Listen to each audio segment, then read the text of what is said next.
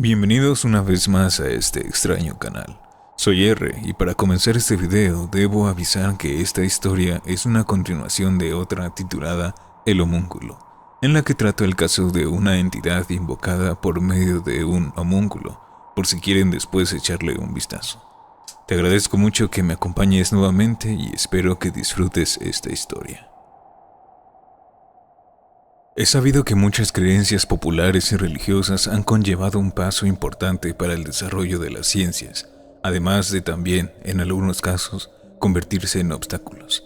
Pero en lo que concierne a nuestros días, muchas de esas creencias, sobre todo aquellas que están destinadas a ser medicinales tanto físicamente como espiritualmente, están siempre en el ojo del escepticismo moderno.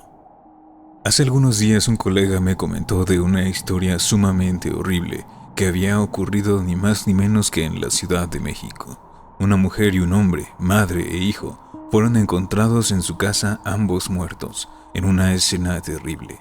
Al parecer murieron desangrados después de cometer algo que solo se podía calificar como un ritual suicida, pues ambos cuerpos estaban tirados junto a unos cuchillos de obsidiana y varias partes clave del cuerpo laceradas. En las paredes había escritas con una tinta roja fosforescente un sinfín de mensajes en lenguajes ininteligibles y runas desconocidas. La versión oficial no indagó bastante en la causa y el desenlace. En general se catalogó como un episodio de psicosis que había terminado en esa tragedia. Nada apuntaba a que la familia fuera parte de alguna clase de secta o culto que los haya obligado a haber cometido tal acto fatal. Tampoco parecía que alguien pudiera haberlos obligado, aunque sospechosamente las cámaras del edificio donde ocurrió dejaron de funcionar unos minutos antes de que esa extraña escena tuviera lugar. Mi colega, quien tuviera más información, me facilitó una pista que me llevó a investigar este horror y a descubrir más y peores. Le habían prohibido seguir trabajando en el caso, y además personalmente no tenía ningún interés en seguir. Yo, como me he dedicado directamente a dar seguimiento de esto, me puse como reto personal a averiguar más, también porque sentía que era mi deber como antropólogo documentar algo parecido, pues la pista era que ambas víctimas venían de un pueblo donde varios casos grotescos se habían presentado con anterioridad, y parecía casi que esa constante de acontecimientos terribles les hubiera seguido hasta la ciudad después de varias décadas de haber abandonado el lugar de origen. El pueblo en cuestión se encontraba a las afueras del Estado de México, en un lugar ciertamente aislado. Al parecer era un pueblo envuelto en un montón de leyendas sobre cosas macabras que pasaban ahí, y la población era relativamente poca. No pude con la curiosidad y viajé durante el fin de semana para averiguar más. No obstante, hoy el pensamiento intrusivo de arrepentimiento me carcome cada noche. Aquel pueblo resultó tener cierto aire de normalidad. Cuando llegué, al parecer todo estaba como lo esperas en un pueblo. La gente conoce bien a cada vecino. Hay una iglesia que congrega a todos cada domingo. Hay niños jugando en las calles y perros y gatos por doquier. Nada parecía siniestro a primera vista, y de hecho, fui recibido con cierta cortesía. Me hospedé en casa de una familia, sin revelar la razón real que me llevaba a ese lugar. Me hice pasar por un simple turista que iba documentando vida cotidiana de varias partes del país.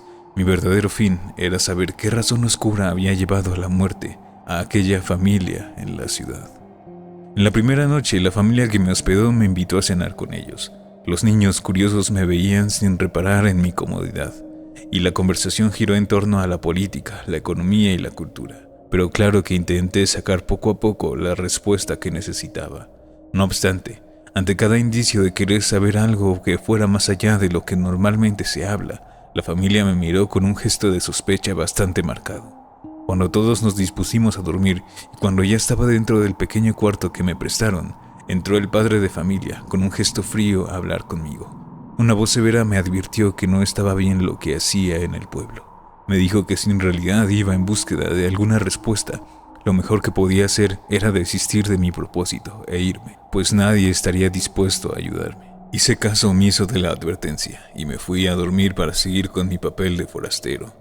En la mañana encontré una cruz plateada junto a mi cama. En el desayuno, el padre me pidió que me fuera, pero sorprendentemente me dio la información que necesitaba para seguir con mi investigación.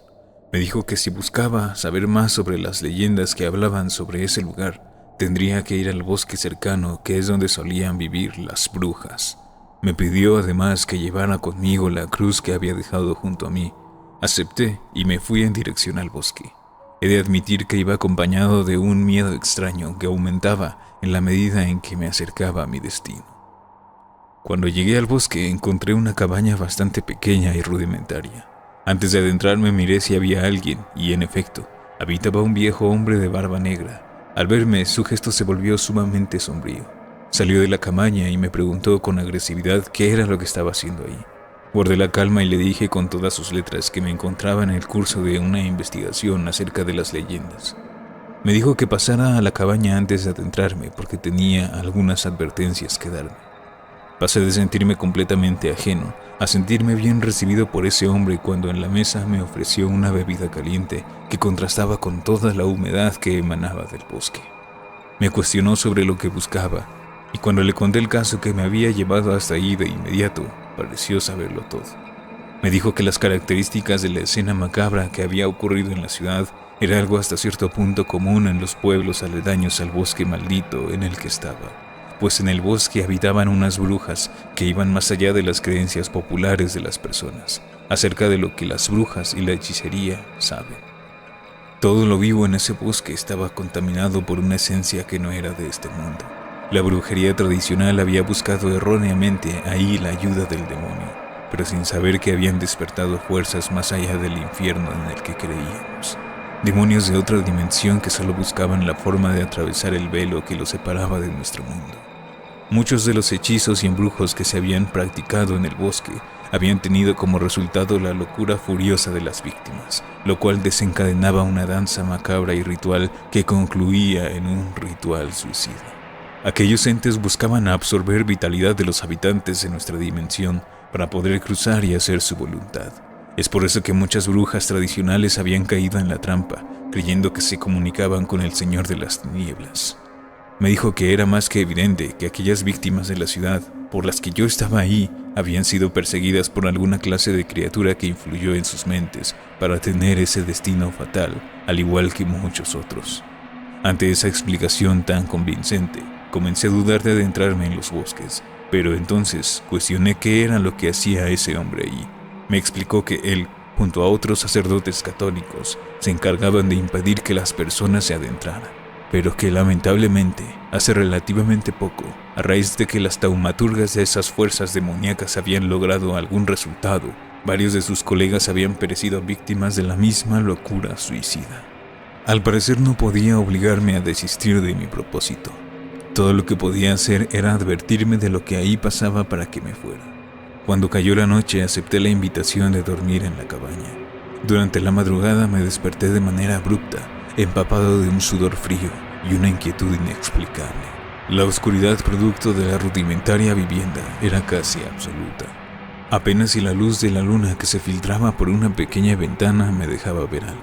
De pronto, en el misterio de la noche comencé a escuchar una sartónica voz que me pedía que cometiera un ritual suicida. Una voz femenina y seductora intentaba guiarme a mi propio final. Y como si de pronto no fuera yo gobernante de mi propio cuerpo, me paré en búsqueda de algún objeto afilado. Empecé a hurgar en un cajón que había, pero fui detenido por la mano poderosa del hombre de la cabaña. De inmediato encendió un cirio y se hincó para rezar desesperadamente. En el momento la voz se esfumó y recobré el gobierno de mí mismo. Aún así, una debilidad extraña me tumbó por completo.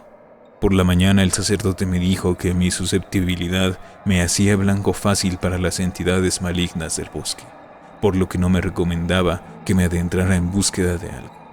No pude más que aceptar su consejo y me dispuse a irme. Me pidió que prometiera que no contaría la experiencia a nadie más, a menos que fuera con el objetivo de disuadirle de emprender una aventura parecida, lo cual juré con enjundia. Creí que mi camino a partir de ese momento sería alejarme de esa horrible realidad, aunque en el fondo sabía que la voz que controló mi mente había dejado la semilla de la más absoluta locura. De cualquier forma, era un alivio alejarme de ese bosque maldito. Había perseguido el horror y ahora el horror me perseguía a mí. Cuando llegué a mi pequeño departamento, el endeble sentimiento de esperanza que tenía se esfumó de golpe, cuando presencié la escena más horrible de mi vida. Al entrar noté que un rastro de sangre estaba presente en el suelo. Al seguirlo terminaba en el cuerpo inerte del sacerdote que me había ayudado en la cabaña. Solo una fuerza sobrenatural y demoníaca podía haber perpetrado semejante acto, por lo que comprendí que fuera lo que fuera aquello que me instó a la muerte, ahora estaba libre y era capaz de operar en la realidad. Toda posibilidad de cordura y esperanza se habían esfumado para siempre, para mí. Muchas gracias por terminar conmigo esta extraña historia. Espero que la hayas disfrutado tanto como yo he disfrutado escribirla. Ojalá puedas dejar tu like y un comentario. Eso ayudaría mucho a que crezca nuestra pequeña comunidad. De nuevo, muchas gracias y espero que pases una excelente noche.